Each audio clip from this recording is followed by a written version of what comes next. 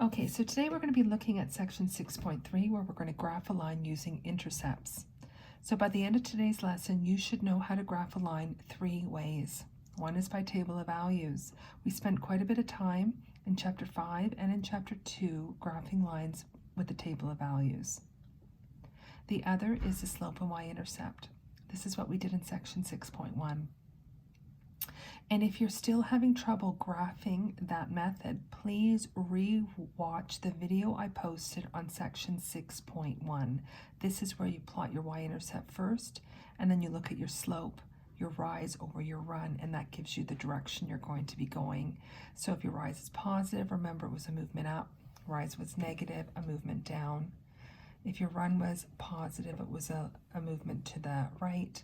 Run was negative, a movement to the left. So once again, if you're still having trouble with this, rewatch 6.1 video. Today, we're going to be plotting 2 points. One is an x-intercept and one is a y-intercept. So basically, you're going to have your y-axis, you're going to have your x-axis, and you're going to plot 2 points. One is where the graph intersects. Let's say the graph looks like this, where the graph intersects the x-axis. This is your x-axis. This is called your x-intercept. And the other point we're going to plot is this point right here, where our line intersects the y-axis, which is our y-intercept. So we're only going to be plotting those 2 points, and then we're going to extend our line and put arrows on each end. Okay? So let's look at an example here. 2x minus y equals 7. So the way we're going to graph is this method here, which is determining the x and y intercepts. We're going to plot those 2 points, and then we're going to graph the line. Now to find the x-intercept, anywhere on this x-axis, your y value equals 0. So what you're going to do is you're going in your equation, you're going to sub y to equal 0, and you're going to solve for x. So here I'm going to do 2x, I'm going to subtract y, I'm going to put in 0, equals 7. I know 2x take away 0 is just 2x.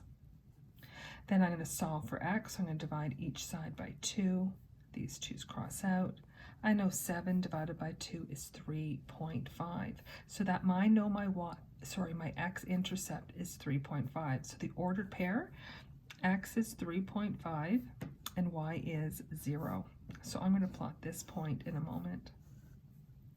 Now anywhere on this y line, the y-intercept, x always equals 0. Doesn't matter where it is on this y line, or this y-axis, I mean, x will always equal 0. So to find the y-intercept, I let x equal 0. So I do 2, I times it by 0, minus y equals 7. 2 times 0, 0, negative y equals 7. Y must be positive, so I know there's a negative 1 in front. And I divide each side by negative 1, so I know my y-intercept is negative 7. So once again, you're going to write your ordered pair. You write your x first, which is 0. Y is negative 7. So I'm also going to plot this point. So I'm only plotting these 2 points. So you're going to draw your grid. You're going to have positive values and negatives, so 4 quadrants. So I plot 3.5, which is about right here. That's x is 3.5 and y is 0. Then I go to negative 7 on my y-axis. X is 0, y is negative 7. And there's my other point. You get a ruler out. You connect those 2 points.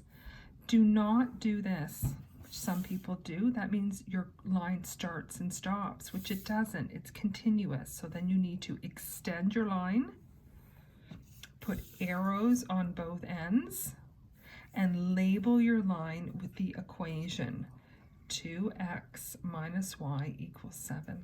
And then you're done.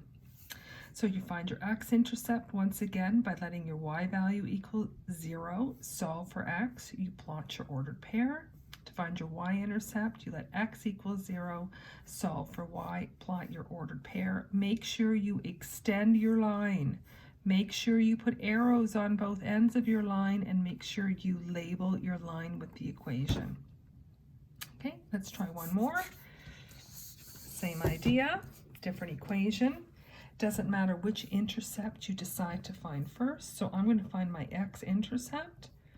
When I find my x-intercept, I let y equals 0. So whatever intercept you're looking for, the other variable equals 0. So here's my equation. 3x minus 5 times y is 0 plus 15 equals 0. Simplify it. 3x plus 15 equals 0. You're going to solve for x, so move the 15 over. Remember to change the sign. Divide by the number in front of x. So x here equals -5. Remember, it's an ordered pair. So x is -5, y is 0. So we're going to plot this point in a moment. Then I'm going to find the y-intercept. And because I'm looking for the y-intercept, I let x this time equals 0, and I solve for y. So 3 times 0 minus 5y plus 15 equals 0. This becomes 0. -5y plus 15 equals 0. Move that 15 over. Remember, your sign changes. Divide by the number in front of y, which is -5. So my y value here is 3. So once again, it's an ordered pair. X first. X is 0, y is 3. So these are the 2 points that I'm plotting. So at -5 and 0, there's my x-intercept. Y is 3 and x is 0 right here. It is not a line unless you connect it, right? And you have to extend it. Arrows, label it. And that's the graphing of it. Let's look at one other example. Okay, so this question asks me to find the slope, and you're told the x-intercept is -4 and the y-intercept is -6. So when you're thinking slope, you should be thinking your formula, right? Take the difference between your y's, the difference between your x's.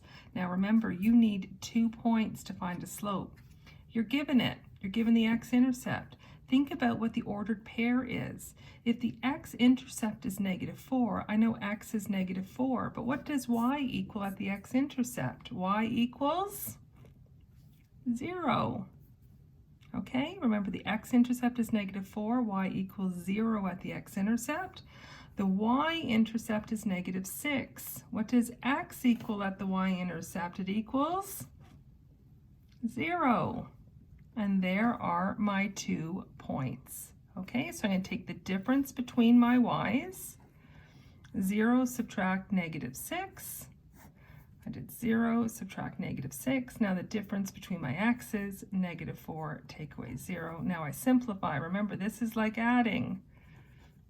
So 6 over -4. You must reduce it. Move the negative up. Both of these are divisible by 2, so my slope then is -3 over 2. And that's it.